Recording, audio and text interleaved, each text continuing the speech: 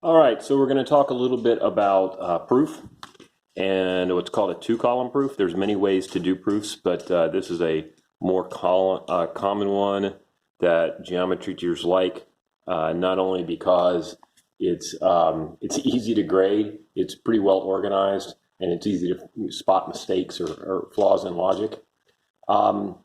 So you usually will have a diagram of some type in a proof, not always. In fact, the first one is not going to, because a lot of geometry books, they will start with algebra because you usually know algebra when you got into geometry. And when you solve an algebra problem, you are actually using reasoning for doing each step. You just may not know what the names of those reasons are. So if I gave you, typically you start with a given. Given is what you can assume is true. Without any proof at all, and then the proof is where you're trying to end up. That'll usually be the last line in your proof. So I'm going to say if I'm given the equation 3x plus 1 equals 7, can I prove that x is equal to 2? And typically we'll have some statements about how I know that, and then we'll have our reasons for why we know each statement is true. And our first reason is almost always the given, because I have to start somewhere. And so 3x plus 1 equals 7 is the statement that goes with that. And the last statement somewhere down here is going to be the x equals 2. I don't know where. It may take me 2, it may take me 3, but eventually I'll get there. So most of you probably know you would minus 1 from both sides here, and maybe you show that step or you don't. But I'm going to kind of show it in between. Actually, I'm going to show it this way. So I'm going to do 3x plus 1 minus 1 equals 7 minus 1. And the way that we know we can do that is something that's often called the subtraction property of equality. And I don't know if you were ever taught this, but it is a rule, and that is why if we subtract a number from one side of the equation, and do it from the other side of the equation, our equation is still valid. And so then we get 3x equals 6. And the reason there might be a simplification. It might be number fact. I've seen this where you can make that actually a couple of steps. I'm just going to say simplification there. And this is where, depending on the teacher and who you've got, there could be one step here, it could be 2 steps, so forth. And in fact, some people might go straight from the 3x plus 1 equals 7 to the 3x equals 6 and just tell you the way I got there was subtraction property of equality, assuming that you know that I subtracted minus 1 from both sides. All right, and then the next step I'm going to do is I'm going to divide by 3, or multiply by 1/3. In fact, I'm going to multiply by 1/3, which is the same as multiplying by 3, or dividing by 3. Just to remind you that instead of dividing by the coefficient, I can always multiply by the reciprocal and get the same effect. That becomes very important if there's a fraction there. Okay, the reason I can do that is what's called the multiplication property of equality. Since I am technically multiplying, if I was dividing, I could call it the division property of equality. Prop of equal. Okay, and then 1/3 of 3 is 1. So I'm just going to write that as x. I could write 1x, and then 1/3 of 6 is 2, or 6 over 3. 6 divided by 3 is 2. And I'm just going to say that simplification again. Oh, and I'm done. Simplification, and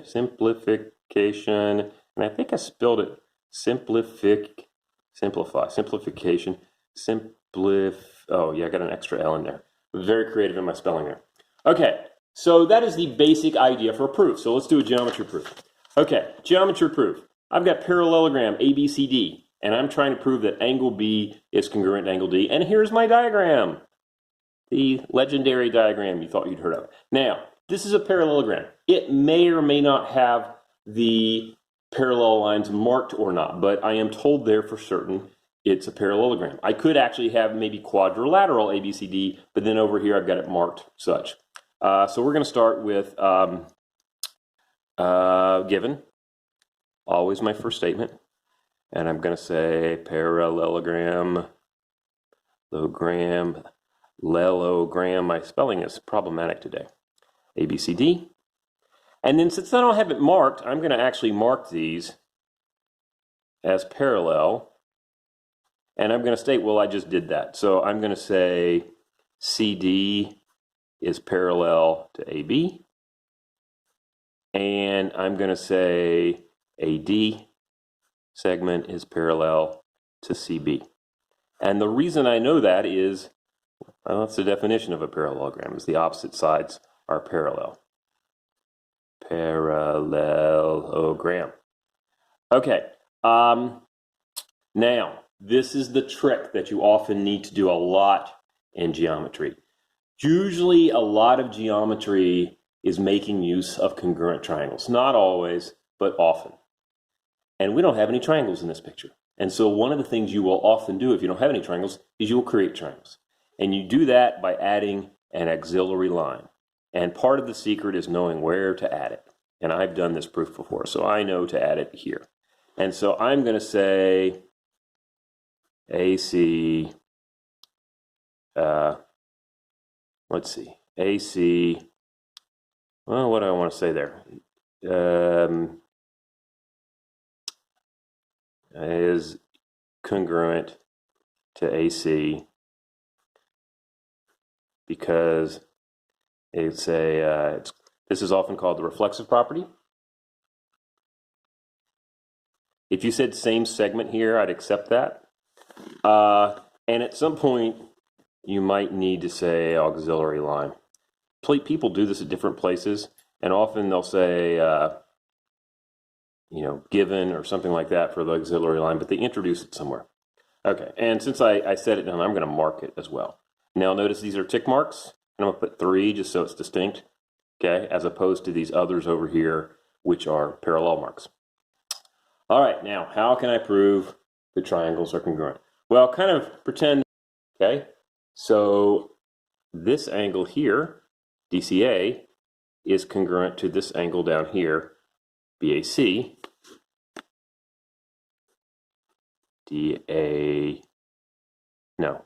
DCA is congruent to triangle BAC, not triangle, okay?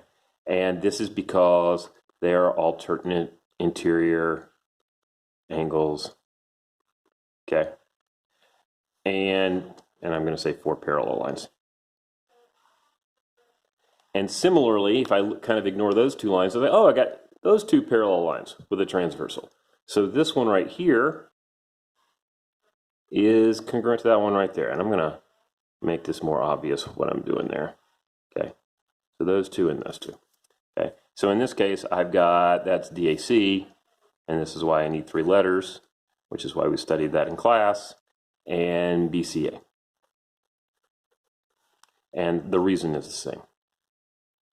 Okay, and if you don't know this, when you can kind of say, do this again by putting quotation marks under each word. It's called ditto often. I'm almost done. So I have 2 triangles together that actually I have enough information to show that triangle DCA is congruent to triangle BAC. And I got to get them in the right order. I got to make sure A matches up to C, and this angle A matches up to that angle C. Okay, and the reason is, and that should say triangle. Do you know? Ignore the parallel marks. What do I have marked in both triangles? Yeah, it's side, nope, angle, side, angle. Angle, side, angle, angle, side, angle. Okay, now, since the 2 triangles are congruent, are the 2 angles congruent? And yes, they are. Angle D is congruent to angle B.